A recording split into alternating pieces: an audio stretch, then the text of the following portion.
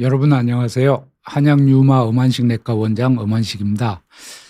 오늘 류마티스 시간에 말씀드릴 내용은 소염 진통제 무엇인가 안전하고 효과적인 사용법에 대해서 말씀드리겠습니다. 여러분 소염 진통제라고 많이 들어보셨죠? 근데 이제 사실은 메디칼 분야에 종사하지 않으신 분들은 이 많이 혼동이 되시는 것 같아요. 그래서 소염 진통제란 말도 있고 스테로이드라고 하는 약도 있고 그다음에 이제 진통제인데 마약성도 있고 비마약성이 있고 또는 항생제하고도 헷갈리시는 분들이 있더라고요. 그래서 오늘은 이제 소염 진통제에 대해서 말씀드릴 텐데 뭐 약간 이 혼동되는 그런 거에 대해서도 잠시 말씀을 드리겠습니다. 근데 항생제는 먼저 말씀드리고 가면 세균을 죽이는 약입니다. 항생제는. 그래서 이제 감염, 어떤 세균, 폐렴 세균이라든지 이런 세균이 들어가서 우리 문제를 일으킬 때 항생제를 사용을 하면 세균을 죽여서 병을 치료하는 것이 되겠습니다. 그래서 이제 세균이 보통 들어오고 감염이 되면 열나고 붓고 뭐 이런 작용이 있는데 근본적으로는 이 세균을 죽여서 나중에 이제 효과를 발휘하면 증상도 좋아지는 거죠. 그래서 항생제라고 하는 것은 여러분 들어보셨죠? 세파 계열 또는 페니실린 뭐 이런 것들, 설파 뭐 이런 것들이 있습니다. 그래서 이제 이 항생제라고 하는 것은 조금 다르다. 이렇게 이제 이해를 해 주시고 자, 여러분 약국에서 소염 진통제라고 하는 것을 여러분 한 번 정도는 다 이렇게 사서 복용해 보신 적이 있으실 걸로 저는 생각을 합니다. 우리나라에 나와 있는 그런 약국에서 의사 처방전 없이 팔 수 있는 약을 일반 의약품이라고 우리가 흔히 전문 용어로 부릅니다. 그냥 약국에서 파는 소염 진통제는 어떤 것들이 있는가 보면 브루펜, 그다음에 탁센, 에드빌, 그다음에 EGN6 뭐 이런 것들이 있습니다. 상대적으로 EGN6는 최근에 좀 나온 것 같습니다. 그래서 이런 것들은 여러분이 생리통이라든지 치통 뭐 이런 것들 타박상을 입어서 아프다, 어디 염자, 삐었다 뭐 이런 거 있을 때 병원에 가기는 좀 여러 가지 형편이 여의치 않고 이럴 때 약국 가서 약사한테 이런 약을 처방이 아니죠. 조제를 이 매약이죠. 그냥 받을 수가 있겠습니다. 그러면 약국에서 파는 소염 진통제랑 병원에 가서 받는 전문 의약품이라고 합니다. 이런 일반 의약품과 전문 의약품의 차이가 뭐겠냐? 가장 쉽게 생각할 수 있는 것은 용량이 좀 작다. 약국에서 파는 것은 왜 용량을 작게 하느냐? 제일 큰 문제는 안정성입니다. 효과가 좀 떨어지더라도 안전하게 사용해야 되니까 용량을 줄여서 그나마 좀 옛날부터 쓰던 것 중에 안정성이 확보된 것, 최근의 약들 말고 그래서 오랜 기간 썼는데 우리가 받아들일 수 있는 정도의 안정성이다. 그렇다고 해서 이게 완전히 안전하냐? 그것은 아닙니다. 이런 약을 복용을 하고 두드러기나 이런 게 생길 수도 있습니다. 그다음에 여러 가지 우리가 소염 진통제 앞으로 살펴볼 그런 부작용 생길 수가 있습니다. 하지만은 이제 그것이 우리 병원에서 받는 것보다는 용량이 좀 작으니까 좀 안전하지 않겠냐. 그렇다고 약국의 일반 의약품으로 이런 걸 전혀 구비하지 않을 때는 이제 여러 가지 국민 건강상 불편함이 예상되기 때문에 이런 것들을 지금 시중에 팔고 있는 것이죠. 자, 오늘 제가 말씀드릴 것은 이제 소염 진통제가 무엇인가 정의에 대해서 말씀드리고 이 약은 어디에 사용하는가, 그다음 종류와 작용의 방식, 메커니즘이 어떻게 되는가, 그다음에 부작용이 어떤 것이 있느냐, 그다음 이런 약들이 부작용이 있는데 안전하게 사용하는 방법이 무엇인가, 그다음 뭐 자주 묻는 질문 Q&A에 대해서 잠시 말씀드리겠습니다. 소염 진통제에 대해서 말씀을 드리면 먼저 우리가 이제 이해를 조금 도움을 주기 위해서 이런 문제가 증상, 열이 난다든지 또는 염증이 있다든지 통증이 있다. 이런 걸 잡을 수 있는 약제가 있습니다. 지금 말씀드리는 계통의 약제인데 이런 것들을 잡으려면 우리가 일반적으로 말하는 소염 진통제를 쓰면 이 세 가지를 다 잡을 수가 있겠습니다. 근데 앞에서 제가 말씀드렸죠. 항생제라고 하는 거 세균이 들어가면 열도 나고 염증도 생기고 통증도 생깁니다. 그러면 이제 이런 것들을 갖다가 해열, 염증, 진통을 잡는 소염 진통제를 쓰면 이 증상은 깔아앉게 되겠죠. 근데 세균이 죽지는 않습니다. 소염 진통제는. 왜냐하면 항생제가 아니기 때문에. 그래서 이런 경우에는 일단은 열 많이 나고 힘드니까 소염 진통제를 쓰면서 필요하다, 세균이 들어갔다 그러면 항생제를 같이 써야 되는 것입니다. 거꾸로 소염 진통제를 쓰지 않고 세균이 들어간 것이니까 항생제만 썼다 그러면 이 증상이 세균이 죽을 때까지, 예를 들어서 한 3일에서 5일 정도는 아주 고열이 난다든지 염증이 심하다든지 통증이 심해서 힘들겠죠. 그래서 항생제하고 소염 진통제가 붙어 다니는 경우가 많겠습니다. 일단은 말씀드린 대로 소염 진통제는 염증과 통증을 줄여주는 약이다. 영어로는 Non-Steroidal Anti-Inflammatory Drug이라고 해서 NSAID. 의사들은 주로 그냥 우리끼리 이야기할 때는 NSAID 이렇게 이야기를 합니다. 해열 효과도 있습니다. 그래서 이제 이런 소염 진통제의 원조, 여러분이 잘 아시는 아스피린이 되겠습니다. 1890년도 정도에 우리 버드나무의 껍질에 해열 통증 작용을 해준다는 그런 효과가 있다는 게 아주 고대부터 알려져 있었습니다. 그 물질을 분리를 못하다가 1890년도 정도에 이런 약을 그 물질을 분리하게 되었습니다. 그래서 아주 획기적인 일이죠. 그래서 이제 아스피린이 분리가 되었고 이 약을 씀으로써 통증이라든지 염증, 그다음에 해열 작용에 많은 도움을 받았습니다. 그런데 이제 아스피린은 위장 장애가 굉장히 심합니다. 위출혈이 생길 수 있고 그런 부작용이 있어서 아스피린이 계속 이렇게 해열제로 쓰기에는 좀 여러 가지 부작용으로 사용을 못하였습니다. 그래서 나중에 여러 가지 약제가 개발이 되어서 현재 소염 진통제로 쓰고 있는 것입니다.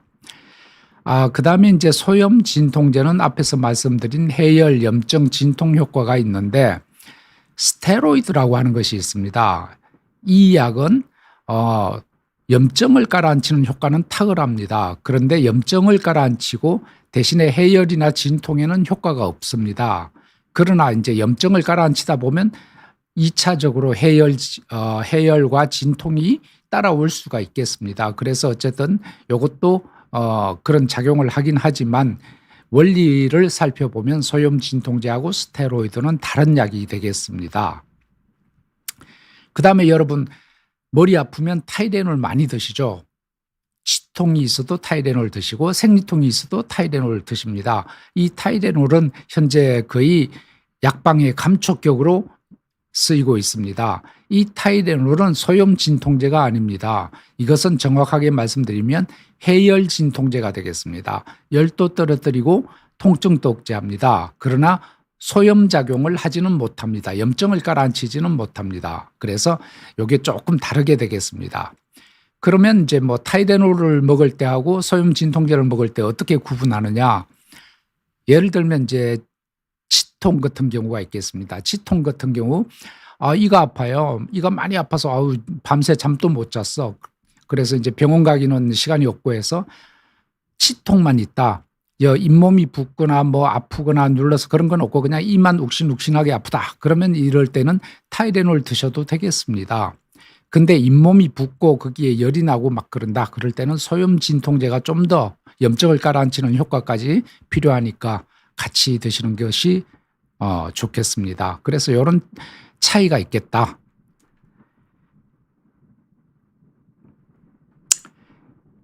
지금 뭐 대강 말씀을 드렸지만 소염 진통제는 어떤 데 쓰느냐? 관절염, 근육통, 그다음에 요통 이런 다양한 통증이 있을 때 사용할 수가 있겠고요. 그다음에 감기가 있을 때 또는 감염이 있다든지 이런 발열, 춥다든지 막 그럴 때 우리가 사용할 수가 있겠습니다. 그다음에 이제 만성질환, 여러 가지 만성질환 중에 통증을 갖고 오거나 염증을 갖고 오는 질환 우리 쪽에서 많습니다. 류마티스 질환, 류마티스 관절염, 골관절염, 강직성 척추염 등등 굉장히 많습니다. 그래서 소염 진통제는 류마티스 영역에 아주 뭐 필수적인 약입니다. 이게 없었다면 굉장히 좀 저희가 힘들었겠죠. 근데 대부분의 소염 진통제가 치료약의 효과는 좀 적습니다. 그냥 진통, 해열, 그다음에 염증을 가라앉히는 소염 이런 쪽으로 사용이 됩니다.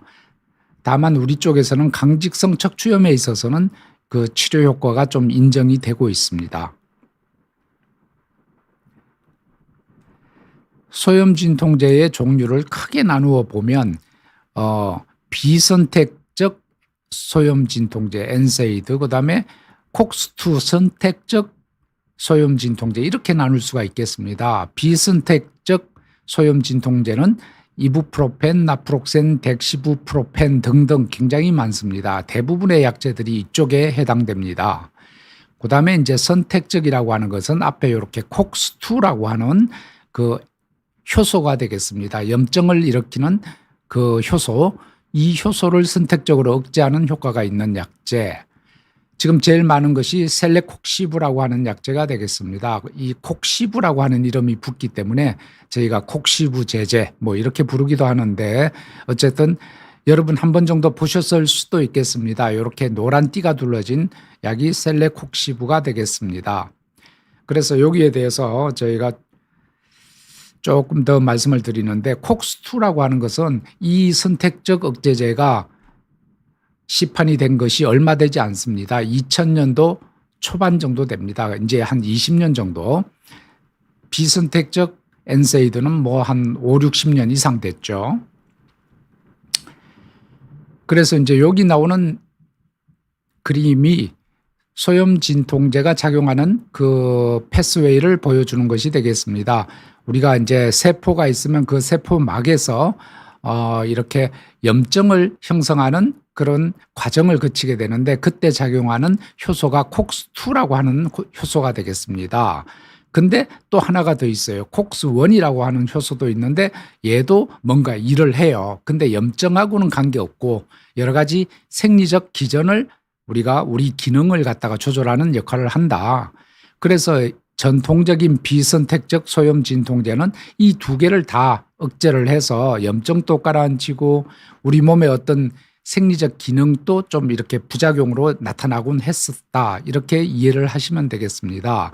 그러다 보니까 우리가 연구를 해보니까 이거 좀 이쪽은 생리적으로 괜찮은 거니까 놔두고 염증만 억제하는 그런 약을 좀 만들어야 되겠다. 그래서 만든 약이 선택적 소염 진통제가 되겠습니다. 그래서 요 콕스2만 억제하는 그런 약제가 나오게 된 거죠. 그러면 이 약만 쓰면 되지 않겠냐라고 생각하실 수가 있겠지만 이 약이 종류가 많지 않고 효과가 이제 요 약 한두 가지 갖고 다양하지가 못하고 효과가 약간 약합니다. 그래서 이 약을 필요할 때는 많이 쓰긴 하는데 현재까지는 비선택적 소염 진통제도 아직도 많이 사용하고 있습니다. 그래서 염증에 관계되는 그런 물질이 프로스타글란딘이라고 하는데 이 물질을 억제하게 되면 염증이 감소하게 되겠습니다. 그래서 염증이 감소하니까 통증이나 종창, 발열이 감소하게 됩니다. 이 콕스1이 관계하는 생리적 기능에 관계하는 큰 카테고리가 위장이나 신장 기능에 영향을 준다는 것입니다. 그래서 위장 쪽에는 위를 헐게 해서 여러분 소염 진통제 먹으면 속이 쓰려요, 아파요 이러신 분들이 있습니다. 이 약의 부작용 때문에 그러신 겁니다. 심하면 위염, 위궤양 또는 위출혈 이런 것도 생길 수가 있겠습니다. 그다음에 콩팥 기능에도 영향을 주어서 콩팥 기능이 떨어질 수가 있겠습니다.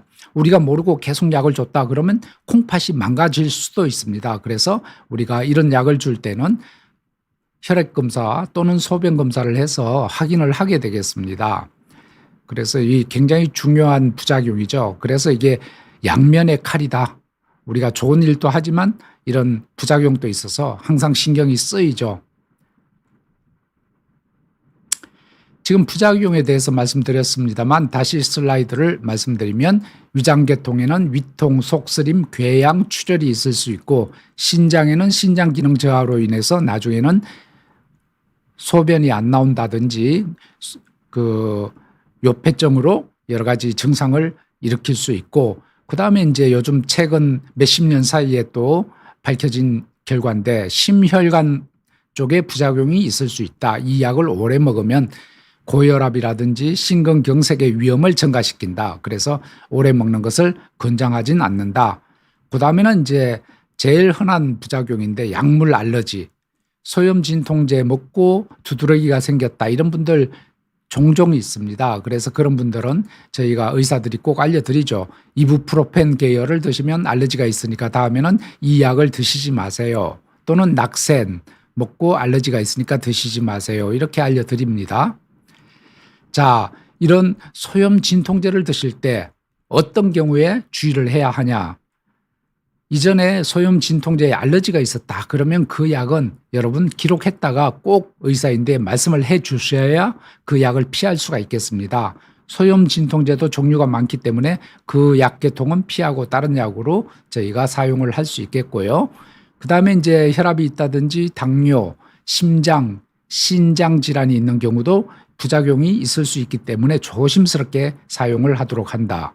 그다음에 이제 위가 안 좋은 위궤양이 있다든지 이런 분들은 가능하면 콕스2 선택적 소염 진통제나 다른 약제를 쓰는 것이 좋겠다.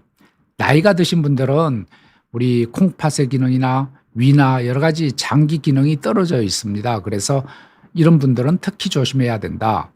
그다음에 이제 말씀을 안 드렸지만 출혈 가능성이 약간 있습니다. 그래서 이제 항응고제라고 해서 피가 잘 멈추지 않는 그런 가능성이 있는 분들은 이런 소염 진통제를 주의해서 투약을 해 주셔야 합니다. 그래서 이런 약제를 쓸 때 의사들이 여러 가지 병력 청취를 하고 어떤 기저질환이 있는지 꼭 질문을 하게 되겠습니다. 그러면 좀 더 슬기롭게 이런 약을 복용할 수 있는 방법이 있는가 말씀드리면 가능하면 최소 용량을 먹는 것이 좋겠다. 예를 들면 소염 진통제가 해열, 소염, 그다음에 뭐가 있죠?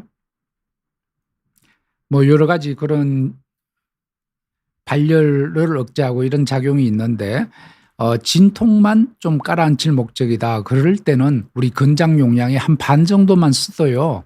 진통은 깔아앉을 수가 있겠습니다. 이제 그러나 염증을 깔아앉혀야 된다. 그러면 이제 권장하는 용량 정도를 써야 되고 그래서 이제 증상에 따라서 용량을 가감할 수 있고 또 연세가 많은 분이다. 이럴 때는 하나를 다 쓰는 것이 아니고 권장 용량의 반 정도만 써도 효과를 발휘할 수가 있겠다. 그다음에 이제 오래 쓰면 쓸수록 약의 부작용이 나타날 수가 있으니까 가능하면 짧은 기간 사용하도록 한다. 그다음에 목표를 달성했으면 이 약을 끊고 좀 더 안정성이 좋은 그런 약으로 변경을 하는 것이 좋겠다. 그다음에 이제 속이 아프다든지 위가 아프다 이런 분들은 음식과 함께 복용하는 것도 한 가지 방법이다. 그래서 식사 중간에 약을 드시는 것도 방법입니다. 아니면 식사 끝나고 바로 드신다든지. 그래서 옛날에는 식후 30분에 약을 먹어라 이런 이야기가 있었는데 요즘은 이제 별로 그런 이야기를 하지 않습니다. 대부분 그냥 식사 끝나고 바로 드셔도 큰 문제 없습니다. 이렇게 하고요. 속이 쓰리다 이런 경우에는 식사 중간에 약 먹고 나머지 식사하셔도 되겠습니다. 그다음에 이제 중요한 것은 정해진 시간 용법대로 복용하는 것이 좋겠다. 약에 이제 작용 시간이 있습니다. 그죠? 어떤 약은 하루에 2번 먹고 어떤 약은 하루에 3번 먹는 약도 있고 하루에 4번 먹는 약도 있습니다. 그래서 이제 그 약의 정해진 용법과 시간이 있기 때문에 거기에 맞춰서 드셔야 되고 나는 약 먹었는데 별로 효과가 없는 것 같아. 계속 아파. 그리고 하나를 더 드시는 분들도 있습니다. 이렇게 용법을 초과해서 드시는 경우에는 효과는 적고 부작용은 증가하고 이런 경우가 생깁니다. 그래서 항상 우리가 정해진 우리가 투약의 규칙을 지켜서 드시기 바랍니다. 뭐 간단한 병이고 우리가 대체할 수 있는 방법이 있다 그러면 소염 진통제를 안 드시는 게 방법이죠. 그래서 어떤 것들이 있느냐 우리가 어디 삐었다 뭐 간단하게 삐었다 그러면 물리치료를 한다든지 온찜질 또는 냉찜질을 해서 좀 깔아앉힐 수가 있겠습니다. 그다음에 이제 무릎 같은 경우 퇴행성 관절염이 있다. 체중이 많이 나가신다. 그런 경우에는 체중 감량을 해서 무릎 통증을 없애는 것이 좋고 허벅지 근력을 튼튼하게 해주는 운동을 해서 무릎을 튼튼하게 해주는 것이 좋겠습니다. 무조건 약에만 의존하고 이런 생활요법을 하지 않으면 뭐 약을 오래 드셔야 되겠죠. 그다음에 이제 전신적으로 이렇게 먹는 경구약, 소염 진통제 이런 것보다는 그래도 국소적으로 무릎에 바르는 파스라든지 또는 바르는 연고 이런 것들이 전신작용은 좀 적게 나타나겠죠. 아무래도. 그래서 이제 그게 효과가 있다 그러면 그렇게 하시는 것도 한 가지 방법이다. 그다음에 이제 그 타이레놀 말씀드렸죠. 타이레놀은 앞에서 말씀드린 대로 소염 진통제가 아닙니다. 해열 진통제가 되겠습니다. 그래서 타이레놀 먹어도 효과가 있는 경우에는 타이레놀 조금 순한 약, 위장 장애가 없고 콩팥이 나빠지지 않는 이런 약을 드시는 것이 좋겠다. 그래서 이런 대체할 수 있는 방법들이 있다. 그다음에 이제 우리 소염 진통제를 쓸 때 뭐 질문하시는 것들 중에 한 3가지만 뽑아 보았습니다. 자, 소염 진통제를 지금 아파서 나 식사를 아침에 안 먹는데 주로 그래서 공복에 아침에 먹으면 안 됩니까? 이렇게 묻는 분들이 있습니다. 가능하면 뭔가 드시고 나서 복용하는 걸 권장합니다. 공복에 드시면 이 위가 비어 있기 때문에 약이 들어가서 위장 쪽에 좀 트러블을 일으킬 수가 있겠습니다. 그래서 가능하면 식후에 드시라. 그다음에 이런 소염 진통제가 오래 먹으면 내성이 생기나요? 뭐 여러분 항상 관심이 많습니다. 약제가 내성. 한참 먹다가 통증이 심해지면 나 약제 내성 생겼나 봐요. 이렇게 말씀하십니다. 일반적으로 소염 진통제는 내성 생기는 경우가 잘 없습니다. 그래서 이 내성이라는 이야기를 소염 진통제는 잘 하지 않습니다. 그다음에 이거 진통제인데 뭐 진통제가 마약처럼 이 중독되지 않느냐? 나 이거 먹고 나중에 못 끊는 거 아닌가? 근데 소염 진통제는 중독의 위험이 거의 없습니다. 이제 중독의 위험이 있는 약제는 페인킬러라고 해서 진통제 중에 마약성과 비마약성이 있는데 마약성 진통제가 아무래도 중독의 위험성이 있죠. 물론 이제 아주 통증이 심한 병 때문에 복용하는 경우에는 중독의 위험이 많이 이렇게 적습니다. 하지만은 뭐 원리로 볼 때는 아무래도 이제 그게 가장 중독의 위험성이 있고 나머지 약들은 타이레놀 또는 이런 소염 진통제 이런 것들은 중독의 위험은 거의 없다. 이렇게 볼 수가 있겠습니다. 마지막 슬라이드가 되겠습니다. 정리를 하면 소염 진통제는 염증, 통증, 그다음에 발열 치료에 아주 효과적이다. 그러나 부작용의 가능성이 항상 있으므로 이제 주의를 요한다. 그다음에 이제 환자의 상태, 건강 상태에 맞춰서 이 의사가 잘 이 환자의 상태에 맞춰서 용량과 시간 뭐 여러 가지를 조절해서 그렇게 안전하게 처방하고 환자분은 복용하시는 것이 좋겠다. 이렇게 말씀드릴 수 있겠습니다. 오늘 제가 준비한 것은 이까지 하고요. 자, 여러분 질문을 좀 소화하도록 하겠습니다. 첫 번째 질문입니다. 구슬동자님인데 면역력 검사로 NK 세포 검사를 했습니다. 네, 요즘 아주 많이 하시더군요. 정상 수치 경계선인 500이 조금 안 되는 수치가 나왔습니다. 소염 진통제 알레르기 반응이 이전에 한 번 나오고 이번에 2번째로 나오긴 했습니다. 이전에도 면역력은 떨어진 상태로 추측이 됩니다. 면역력을 회복을 하면 약물 알레르기도 사라질 수 있을까요?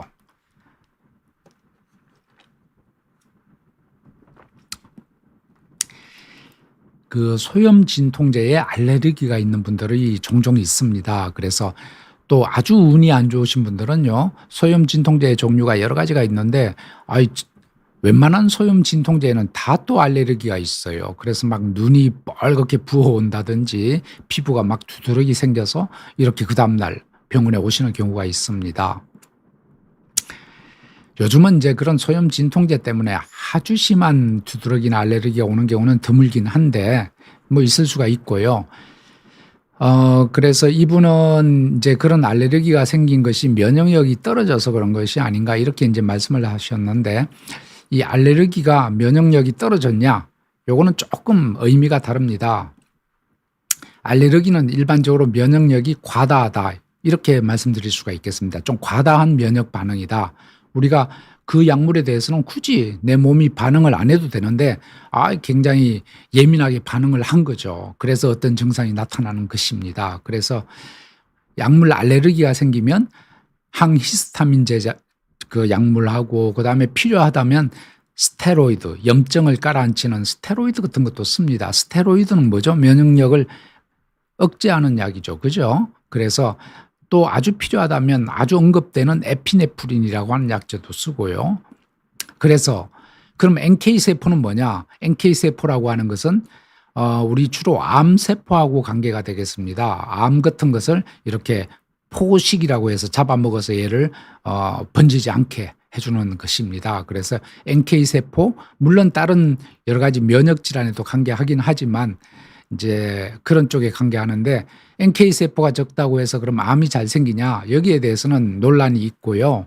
NK세포가 적다고 면역이 떨어져 있냐? 거기에도 논란이 있습니다. 그다음 NK세포를 증가시킬 수 있는 방법이 있냐?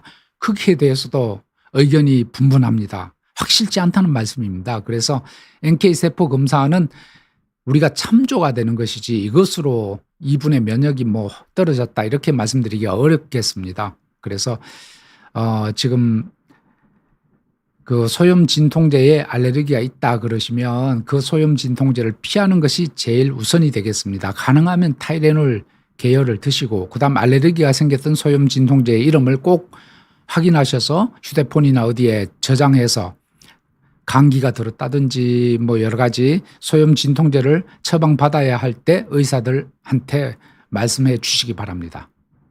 그다음 질문입니다. 한송이 님인데 선생님 허리 협착증으로 아클론정, 시내정 하루에 한 번 복용하는데 간과 신장에 많은 무리가 갈까요? 그리고 붙이는 파스도 신장에 무리를 주는지요? 아주 좋은 질문입니다. 아클론정이라고 해서 이제 대표적인 약이 소염 진통제 중에 에어탈이라고 있습니다. 그것은 뭐 대웅제약에서 나오는 거고 이제 굉장히 크기가 작고 하루에 2번 복용하고 그래서 이제 의사들이 가장 많이 쓰는 소염 진통제 중에 하나가 되겠습니다.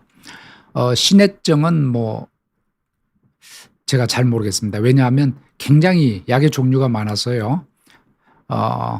PD님 신해증이 뭔지 한번 확인해 주시겠습니까?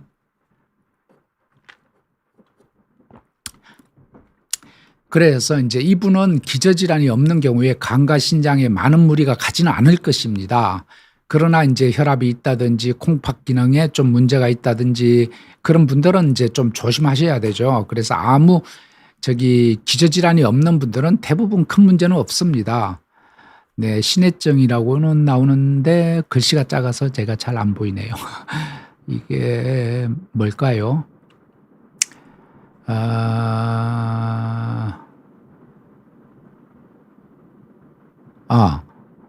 네. 시메티딘, 네. 마그네슘.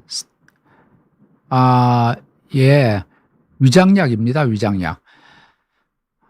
위보제가 되겠습니다. 그래서 이제 대부분 이렇게 소염 진통제를 처방할 때는 이게 위장 쪽에 장애를 일으킬 수 있기 때문에 위장약을 보통은 같이 처방을 하게 되겠습니다. 그다음에 허리 협착증이 있으시니까 근이완제라든지 또는 허리 협착증에 쓰는 약제 같이 쓰는 경우가 많고요. 어쨌든 문제는 이 약을 안 쓸 수 없는 상황에는 소염 진통제를 쓰는데 간하고 신장에 무리가 갈 수 있기 때문에 그러나 확률적으로 굉장히 적습니다. 예를 들면 한 1000명에 1명 정도? 뭐 이렇게 간이나 신장에 무리가 갈까 말까. 그래도 이제 가면 안 되니까 우리가 혈액검사를 소변검사를 약 투여하고 나서 2주에서 한 달 보통 또는 한 달, 2달 그 사이에 하는 경우가 대부분입니다. 그래서 확인을 하죠. 그래서 이제 너무 걱정하지 마시고 소염 진통제 드시는 분들은 적어도 사용하고 처음 시작하고 나서 한두 달 안에 혈액검사하고 그다음에는 아주 정기적으로 계속 오래 쓰신다 그러면 1년에 한두 번 정도는 최소한 검사를 하게 되겠습니다. 그렇게 하시는 것이 안전합니다.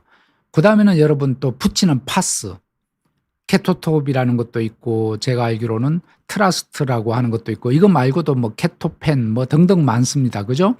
일반적으로 쿨파스나 그 바카파스 이런 거 말고요. 한방파스 이런 거 말고 지금 말씀드리는 파스에는 약이 도포되어 있습니다. 그래서 소염 진통제가 그 안에 들어있다는 거죠. 이것이 피부를 통해서 흡수가 됩니다.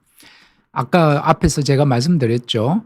이 붙이는 파스나 국소적으로 사용하는 것들은 우리 경구로 먹는 것보다 전신작용이 적기 때문에 부작용은 적습니다. 아무래도. 그런데 그래도 조금은 흡수가 돼요. 그래서 신장이 아주 안 좋다. 신장 기능이 조금 떨어져 있다. 이런 분들은 그런 것도 조심하시는 것이 좋겠습니다. 그 다음에는 이제 착한 맛 던지네요. 통계님인데 전 디스크와 만성 통증으로 세레브렉스 100mg, 리리카 75mg을 10년 정도 먹고 있습니다. 이런 경우 혈액 검사를 자주 해야 하나요? 어떤 분이 양약을 먹으면 간과 신장이 나빠진다고 해서 걱정입니다. 네, 그렇습니다. 양약을 먹으면 간과 신장이 나빠진다. 이게 대부분 이제 소염 진통제 이야기가 되겠습니다. 그래서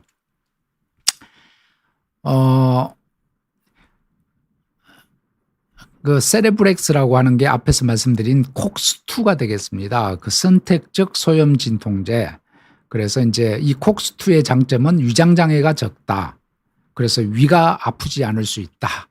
그러나 그런다고 해서 우리가 나머지 부작용, 심장이나 콩팥 이런 쪽까지 이게 해결되는 것은 아닙니다. 그래서 이제 그런 쪽 혹시 이상이 있다면 주의를 하셔야 되겠습니다. 혈액 검사는 얼마나 자주 하느냐?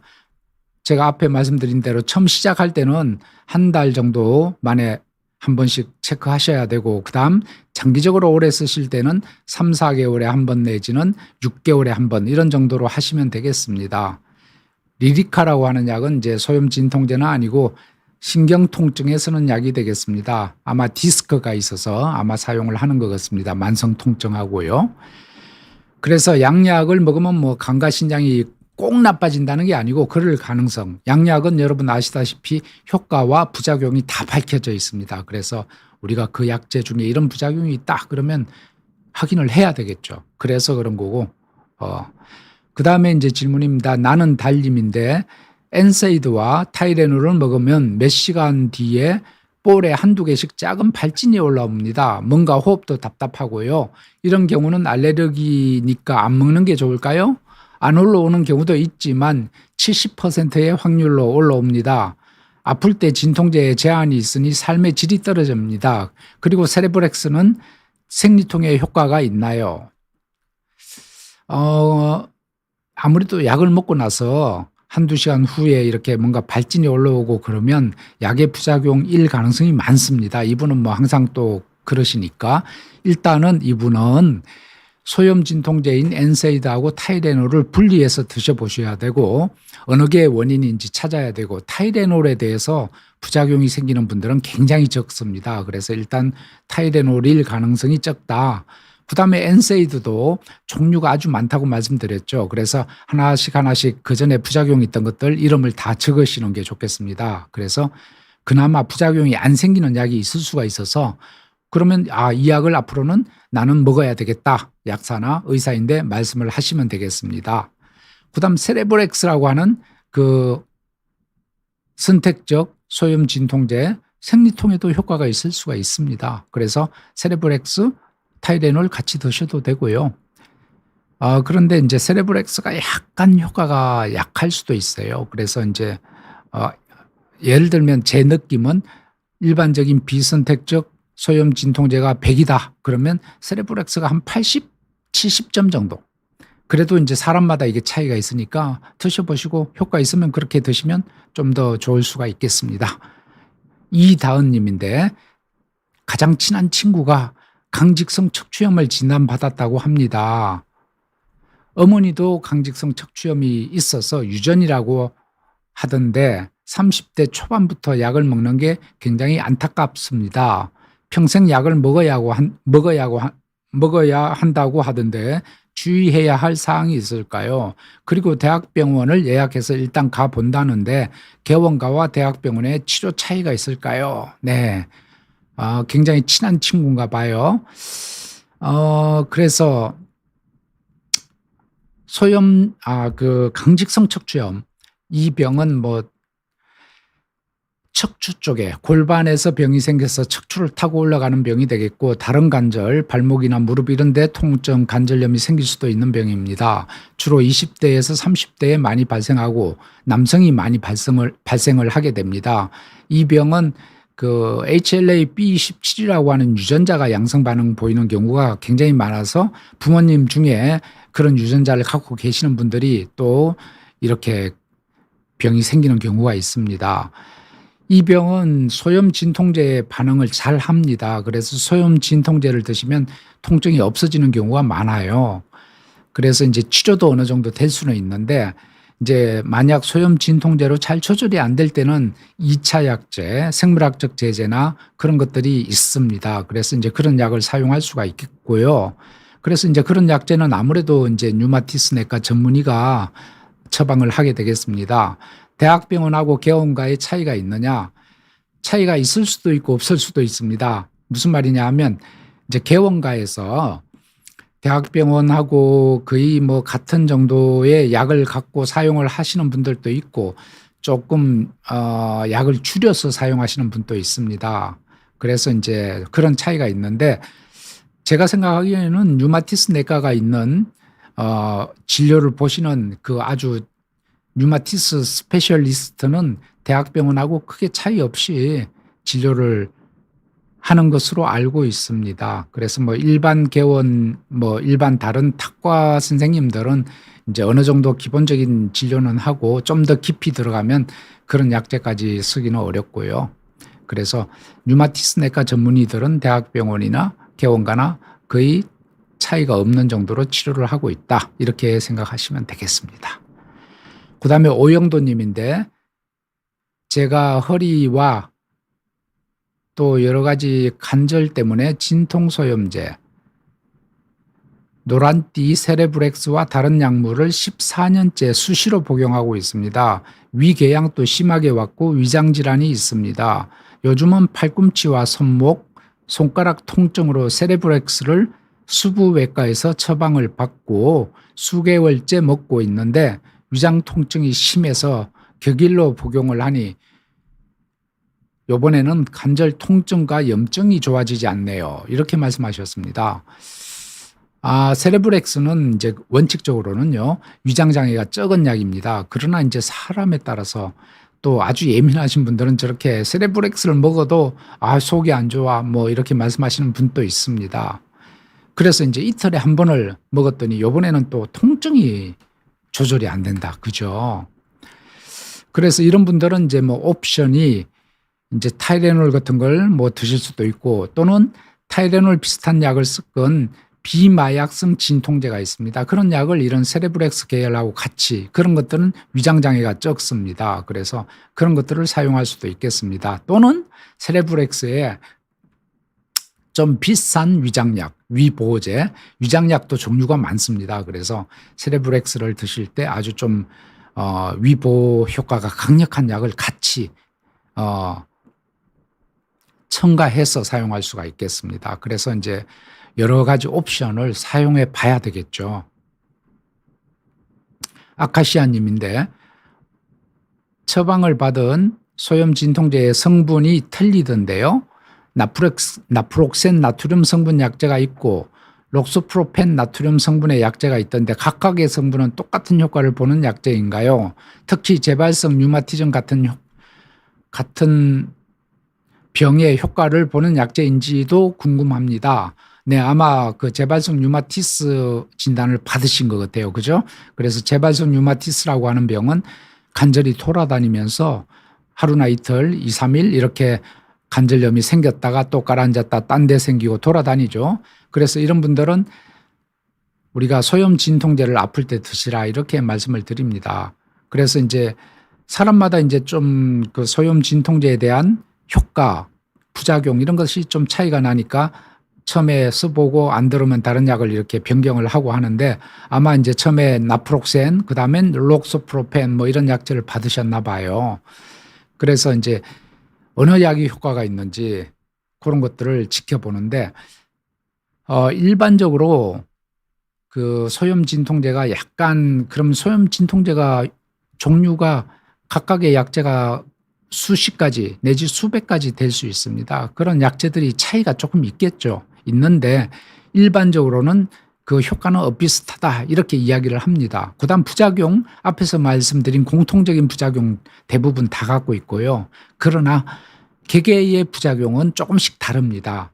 그다음 알레르기 반응도 좀 다를 수 있고요. 그래서 이제 이런 약재를 처음에 써보고 효과가 좀 미흡하다 그러면 약재를 바꿔보면 효과가 나타나는 경우가 있습니다. 그래서 재발성 류마티스도 처음에 효과 없다 그러면 이제 약재를 두세 종류를 바꿔보면 효과가 있는 수가 있기 때문에 그렇게 자기한테 맞는 약재를 골라보는 과정이 필요하고 일반적으로 어떤 약재가 효과가 있나 없나를 보는 데는 한 2주 정도 약을 드셔보시면 대부분 알 수 있다 이렇게 되어 있습니다.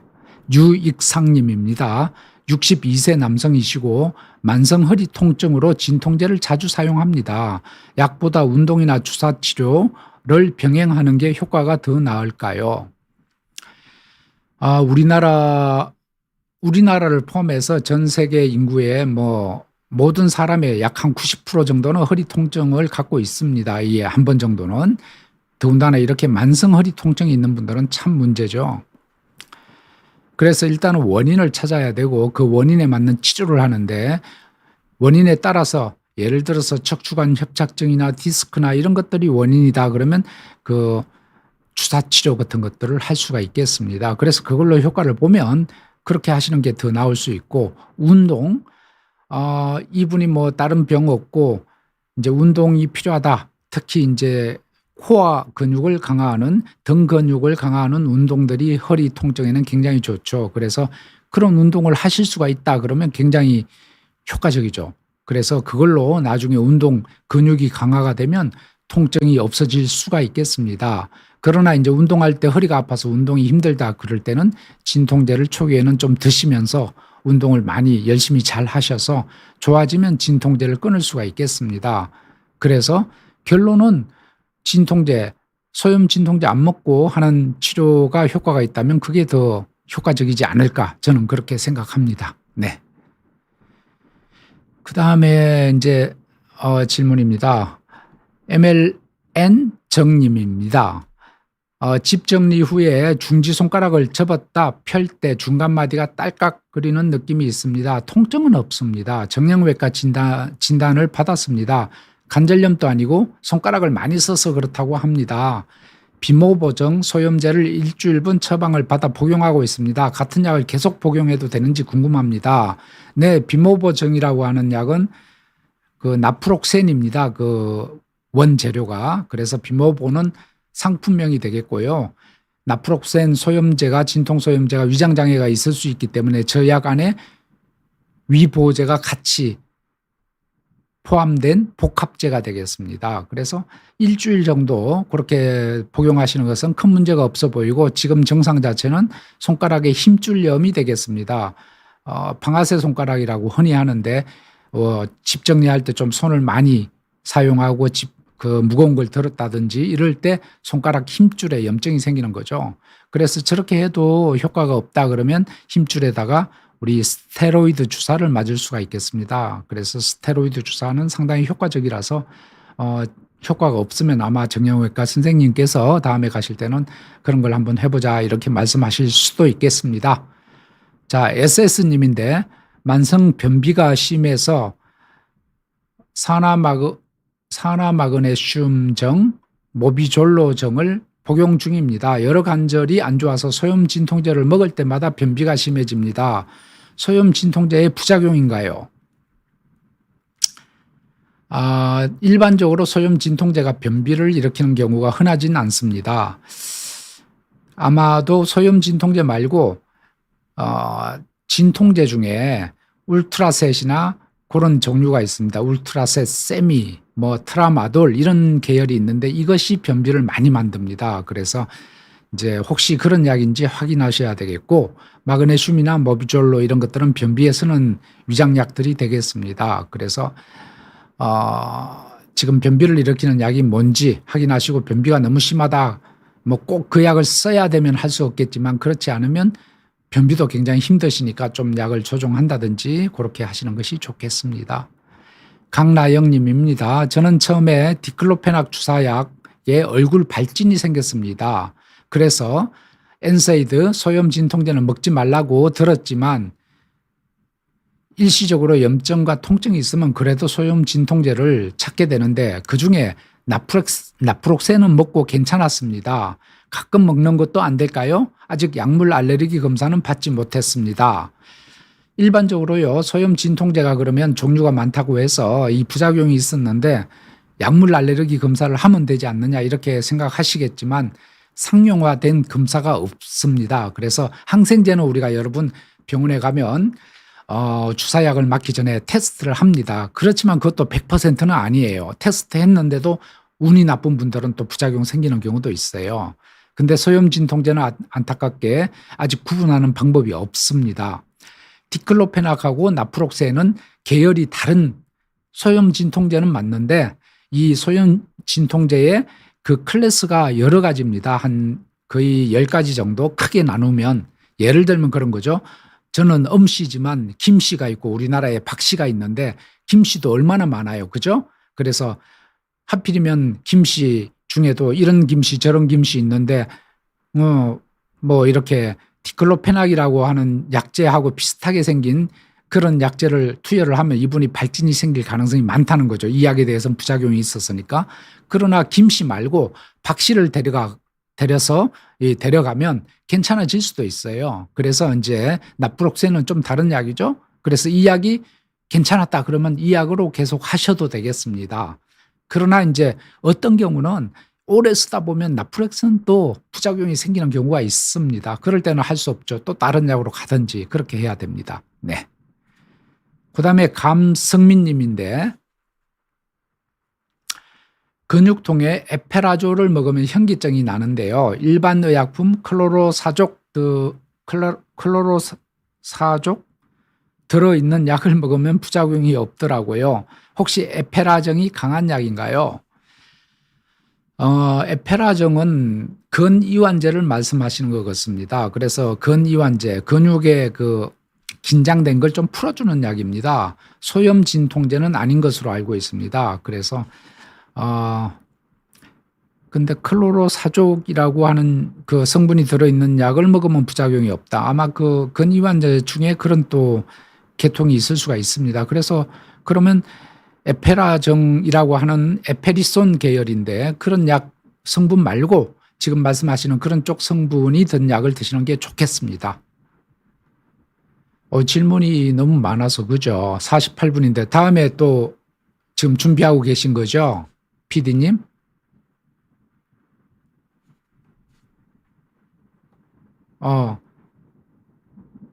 PD님이 마저 계속 하래요. 일찍 끝내려고 했는데 계속 하라고 해서 조금 더 하겠습니다. 쓰리 찰스님인데 류마티스로 1년 정도 세레브렉스 200 소론도 또는 엽산제제 위장약을 매일 복용하고 일주일에 한 번 MTX라고 하는 약을 복용하고 있는데 염증 수치가 떨어져서 스테로이드를 빼고 먹은 지 한 달 정도 되었습니다. 그런데 스테로이드를 빼고 먹었더니 발등, 발목이 붓기 시작합니다. 근데 통증은 없다. 치료를 하고 싶어서 조심하면서 대응을 하는데 그러면 소론도 스테로이드를 끊을 수 있을까요? 네. 일단은 스테로이드를 끊고 나서 발등하고 발목이 붓는다 그러면 관절염이 이제 다시 조금 이렇게 올라오는 것으로 볼 수가 있겠습니다. 그래서 스테로이드를 다시 사용을 할 수도 있고요. 지금 뭐 통증이 심하지 않기 때문에 조금 버티려면 버텨보셔도 되는데 스테로이드를 끊으면요. 보통은 이제 조금 오래 이렇게 쓰신 분들은 한 2주에서 한 달 정도 좀 불편함을 호소합니다. 약간 금단 증상처럼 몸도 컨디션이 안 좋고 관절도 아픈 수가 있습니다. 그러나 심하지 않다 그러면 조금 이렇게 버텨보시면 괜찮아지는 수도 있기 때문에 아프지 않다 그러면 조금 지내셔도 되겠습니다. 그런데 조금 많이 아프다 그러면 이제 다시 가셔서 스테로이드를 처방을 받으시고 의사 선생님하고 상의해서 치료약을 조금 조정한다든지 해야 될 수가 있습니다. 스테로이드를 끊었는데 아프다 그러면 치료약이 아직 조금 완전히 이 반응을 하는 것이 아니다 이렇게 볼 수도 있습니다. 오영도님인데 위보약도 교수님께서 처방해 줘서 같이 먹는데도 그러네요. 네, 앞에서 소염 진통제 먹고 속 아프신 분입니다. 그래서 위보약도 종류가 많습니다. 그래서 그 약도 소염 진통제도 종류가 많듯이 위보약도 종류가 많으니까 뭐 좀 바꿔서 처방을 요즘 종류가 많고 좋은 약도 많아서 해보고 안 되면 정 안 되시면 아까 말씀드린 대로 식사 중간에도 한번 드셔보세요. 밥 먹다가 약 드시고 나머지 식사하시고 그러면 위장이 덜 부대낄 수가 있습니다. 그 다음에 핫두님인데 아스피린 저용량 용법으로 복용 중인데 신장에 얼마나 안 좋을까요? 아직 젊은데 아스피린 안 먹는 게 나을까요? 나이가 30대입니다. 네, 아스피린 또 소염 진통제입니다. 그러나 이제 저용량은 용량이 진짜 저용량입니다. 아스피린을 우리가 소염 진통제 목적으로 쓴다 그러려면 용량이 아주 많아야 됩니다. 그래서 예를 들면 1g 뭐 이렇게 쓰는데 저용량 아스피린은 100mg 요 정도입니다. 그래서 신장에 영향을 거의 주지 않을 것으로 생각합니다. 그래서 크게 걱정 안 하셔도 되고요. 하지만은 이제 100mg 저용량이라도 위장장애가 가끔 있는 수가 있습니다. 그래서 가끔은 연세 드신 분들은 그래서 아스피린 대신에 요즘 이제 대체약들이 많이 나오고 있습니다. 그래서 위장장애가 없는 그런 약을 사용하시는 경우도 많습니다. 네. 오늘 이 정도 하고요. 다음에도 좀 더 약에 대해서 이렇게 저희가 이 준비를 하니까 질문이 굉장히 많군요. 소염 진통제는 뭐 여러분 진짜 굉장히 많이 사용하는 약입니다. 그죠? 그래서 기억이 안 나실 수도 있고 그렇긴 한데 이런 약제에 대해서 좀 더 앞으로 많이 해야 되지 않을까 오늘 좀 느꼈습니다. 여러분 궁금한 게 굉장히 많으신 것 같습니다. 그래서 다음에도 좀 약제에 대해서 좀 더 준비해서 말씀을 드리도록 하겠습니다. 뭐 스테로이드도 약제가 그 안에 분류가 많고 했어요. 오늘 날씨 굉장히 더운데 여러분 건강 유의하시고 다음 시간에 또 뵙도록 하겠습니다. 감사합니다.